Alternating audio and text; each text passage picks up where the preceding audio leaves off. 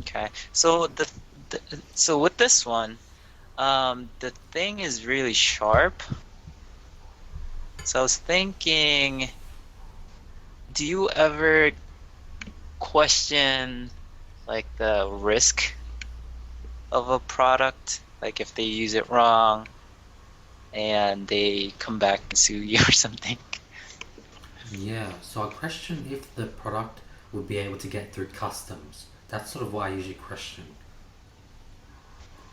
Okay. And then in this case, then what I do next is I look at the reviews.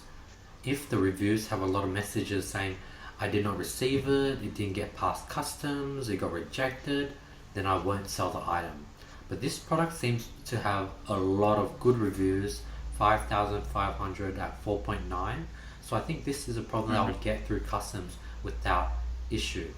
On top of that, the product itself Okay. doesn't really have your logo on it. So if someone went around, using this as a weapon, and it, you know, got um, left behind and it was in like a criminal scene, your Mhm. name or logo wouldn't be attached to this blank product.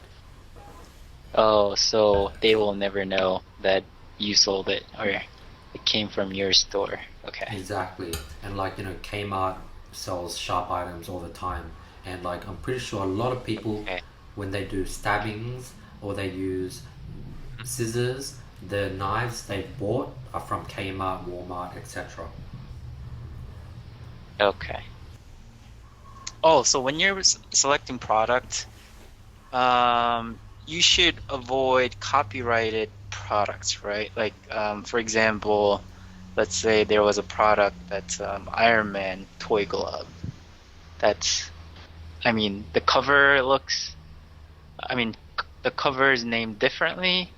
It doesn't say Iron Man on it, but you can tell by the product appearance that it's Iron Man glove.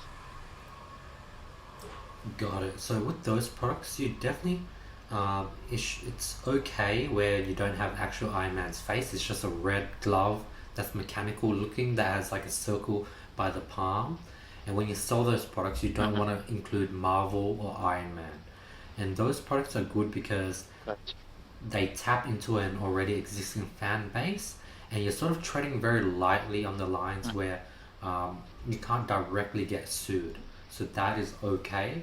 But ideally, you want to find a product that isn't really related to any existing brand. Gotcha. Have you ever experienced where there was a copyright issue with any product selling? I have not. The copyright issues, the Okay. chances are pretty low, but when you do get hit with them, they do cause big troubles.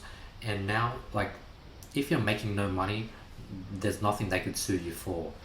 So it only becomes an issue when you have an Oh, existing company. So if you're new to dropshipping and you made, your first winning product was a copyrighted item, it's okay because you're able to get that money and like reinvest that into advertising non-copyrighted items and never touch copyrighted items ever again.